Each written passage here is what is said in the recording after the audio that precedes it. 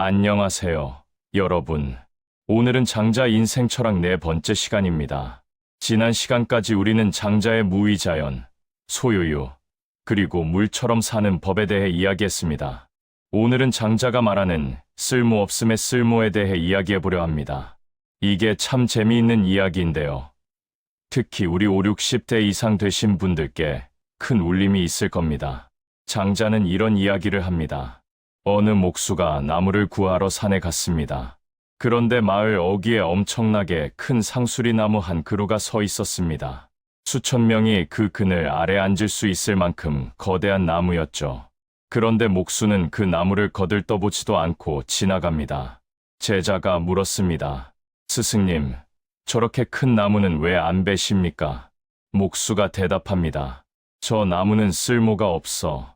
배를 만들자니 물에 뜨면 곧 가라앉고, 관을 만들자니 금방 썩고, 기둥을 만들자니 벌레가 먹고, 문짝을 만들자니 진이 흘러내려. 아무 쓸모가 없는 나무야. 그날 밤, 목수는 꿈을 꿉니다. 그 상수리 나무가 나타나서 이렇게 말합니다. 당신은 나를 쓸모없다고 했지. 그런데 생각해보게. 만약 내가 쓸모 있었다면 어떻게 됐을까? 진작에 베어져서 사라졌을 거야. 나는 쓸모없기 때문에 이렇게 오래 살아남아 수천 명에게 그늘을 제공하고 있네. 목수는 꿈에서 깨어나 깨달음을 얻습니다. 여러분, 이 이야기가 우리에게 무엇을 말해줍니까? 우리는 평생을 쓸모 있는 사람이 되려고 애써왔습니다. 직장에서 쓸모 있어야 했고, 가정에서 쓸모 있어야 했고, 사회에서 쓸모 있어야 했습니다. 그래서 우리는 열심히 일했고, 희생했고, 인정받기 위해 노력했습니다. 그런데 은퇴하고 나니 어떻습니까? 갑자기 쓸모없는 사람이 된 것 같은 느낌이 듭니다. 직장에서도 필요 없고, 자식들도 이제 독립했고, 세상이 나를 더 이상 필요로 하지 않는 것 같습니다. 그런데 장자는 말합니다. 바로 지금이 당신이 진짜 자유로워질 수 있는 시간이라고. 쓸모 있어야 한다는 강박에서 벗어나는 순간, 비로소 진정한 삶이 시작된다고 말입니다. 상수리 나무처럼 말이죠. 쓸모없기 때문에 오히려 베어지지 않고 자신의 본래 모습대로 살 수 있었습니다. 장자는 또 다른 이야기를 합니다. 계자라는 친구가 장자에게 말합니다. 나한테 커다란 박이 있는데 너무 커서 물을 담을 수도 없고 쪼개서 바가지를 만들 수도 없어. 쓸모가 없어서 깨뜨려 버렸네. 그러자 장자가 웃으면서 말합니다. 자네는 참 큰 것을 쓰는 법을 모르는구먼. 그 박을 배처럼 만들어 강과 호수에 띄우고 유유히 떠다니면 되지 않겠나. 자네는 쓸모만 생각하니까 그 큰 박의 진짜 가치를 모르는 거야. 여러분, 우리도 마찬가지 아닙니까? 은퇴 후에 돈을 벌지 못하니까, 직책이 없어졌으니까 쓸모없다고 생각합니다. 하지만 장자의 눈으로 보면 어떻습니까? 이제야 비로소 우리는 세상의 기준이 아닌 우리 자신의 기준으로 살 수 있게 된 겁니다. 아침에 일찍 일어나지 않아도 됩니다. 보고 싶지 않은 사람 만나지 않아도 됩니다. 하기 싫은 일 하지 않아도 됩니다. 장자는 이렇게 말합니다. 쓸모 있음에 얽매이면 쓰임을 당하지만 쓸모 없음을 알면 자유로워진다. 생각해 보십시오. 평생 쓸모 있는 사람이 되려고 애쓰다가 결국 쓰임을 당하다가 인생이 끝나는 것과 이제부터는 쓸모 없어도 괜찮다는 것을 받아들이고 진정 자신이 원하는 대로 사는 것. 어느 것이 더 지혜로운 삶입니까? 장자의 또 다른 이야기입니다. 남쪽 나라에 영령이라는 거북이가 있었습니다. 이미 죽은 지 3000년이 된 거북인데 왕이 그 껍질을 보물처럼 간직하고 있었습니다. 어느 날 장자가 물가에서 낚시를 하고 있는데 왕이 사신을 보냅니다. 선생님을 제상으로 모시고 싶습니다. 장자가 낚싯대를 든 채로 뒤돌아보지도 않고 말합니다. 그 3000년 된 거북이는 죽어서 껍질이 보물이 되었지만 살아서 진흙 속에서 꼬리를 끌며 다니는 거북이는 어느 쪽이 더 좋겠습니까? 사신이 대답합니다.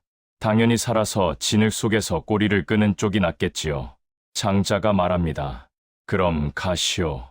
나도 진흙 속에서 꼬리를 끌며 살겠소. 여러분, 이게 바로 장자가 말하는 삶의 지혜입니다. 높은 자리, 명예, 인정받는 것보다 자유롭게 사는 것이 낫다는 겁니다. 5, 60대가 되면 우리는 이미 충분히 일했습니다. 충분히 쓸모 있었습니다. 충분히 인정받으려 애썼습니다. 이제는 좀 쓸모 없어도 괜찮지 않습니까? 제가 아는 한 분이 계십니다. 정년 퇴직하고 나서 우울증에 걸리셨습니다. 자신이 이제 쓸모없는 사람이 된 것 같다고 하시더군요. 그런데 어느 날부터 동네 공원에서 아침마다 새들에게 모이를 주기 시작하셨습니다. 처음에는 그냥 심심해서 시작한 일이었는데 몇 달 지나니까 새들이 그분을 알아보고 기다리더랍니다. 동네 아이들도 그분을 새할아버지라고 부르면서 따르기 시작했고요. 그분이 제게 이렇게 말씀하시더군요. 회사에서는 과장이다, 부장이다 직책이 있었지만 정작 나를 진심으로 반기는 사람은 없었어요. 그런데 지금은 새들과 아이들이 나를 기다리더군요. 이게 진짜 쓸모 있는 삶 아닐까요? 장자의 지혜는 바로 이겁니다. 세상이 정해놓은 쓸모에서 벗어나면 비로소 진짜 쓸모를 발견하게 된다는 것. 여러분이 좋아하는 것, 여러분이 하고 싶은 것. 그것이 비록 돈이 되지 않고 명예가 되지 않더라도 그것이 바로 여러분의 진짜 쓸모입니다. 산책하는 것, 책 읽는 것, 친구 만나는 것, 손주 돌보는 것, 텃밭 가꾸는 것. 이 모든 것이 세상의 기준으로는 쓸모없어 보일지 몰라도 여러분에게는 가장 쓸모 있는 일입니다. 장자는 말합니다. 천하의 큰 쓸모보다 더 큰 것은 쓸모없습니다. 왜 그럴까요? 쓸모 있으면 쓰이다가 닳아 없어지지만 쓸모 없으면 온전히 자기 자신으로 살 수 있기 때문입니다. 여러분, 이제는 좀 쓸모 없어도 괜찮습니다. 아니, 쓸모 없어야 합니다. 그래야 베어지지 않고 온전히 여러분 자신으로 남을 수 있습니다. 제가 좋아하는 장자의 구절이 있습니다. 인계치 유용지용, 이막지 무용지용야. 사람들은 모두 쓸모 있음의 쓸모는 알지만 쓸모 없음의 쓸모는 모른다. 여러분, 쓸모 없음의 쓸모를 아십니까? 그것은 바로 자유입니다. 베어지지 않을 자유, 쓰이지 않을 자유, 온전히 나로 살 자유. 이제 우리 나이가 되면 세상이 요구하는 쓸모로부터 자유로워져야 합니다. 자식들이 뭐라고 하든, 세상이 뭐라고 하든, 이제는 우리가 하고 싶은 대로 살아도 됩니다. 그게 바로 장자가 말하는 소유유, 자유로운 논 이름입니다. 쓸모 있어야 한다는 강박에서 벗어나십시오. 인정받아야 한다는 강박에서 벗어나십시오. 뭔가를 계속해야 한다는 강박에서 벗어나십시오. 그냥 아무것도 안 하고 하늘만 쳐다봐도 괜찮습니다. 그냥 벤치에 앉아서 사람들 구경만 해도 괜찮습니다. 그냥 집에서 빈둥거려도 괜찮습니다. 왜냐하면 여러분은 이미 평생 충분히 쓸모 있었으니까요. 이제는 쓸모 없을 자격이 있습니다. 장자가 본 세상은 이렇습니다. 쓸모 있는 나무는 일찍 베어지고 쓸모 있는 사람은 일찍 소진됩니다. 하지만 쓸모없는 나무는 1000년을 살고 쓸모없는 사람은 자유롭게 삽니다. 여러분은 어떤 삶을 선택하시겠습니까? 죽을 때까지 쓸모 있으려고 애쓰다가 소진되는 삶입니까? 아니면 쓸모없음을 받아들이고 진정 자유로운 삶입니까? 저는 여러분께 쓸모 없어지시라고 권합니다. 당당하게 쓸모 없어지십시오. 세상이 필요로 하지 않아도 괜찮습니다. 자식들이 이해하지 못해도 괜찮습니다. 여러분이 여러분을 이해하면 됩니다. 여러분이 여러분을 사랑하면 됩니다. 여러분이 여러분으로 사는 것. 그것이 바로 장자가 말하는 진정한 쓸모입니다. 오늘 이 영상을 보시는 5, 60대 이상의 모든 분들께 말씀드립니다. 여러분은 이미 충분히 쓸모 있었습니다.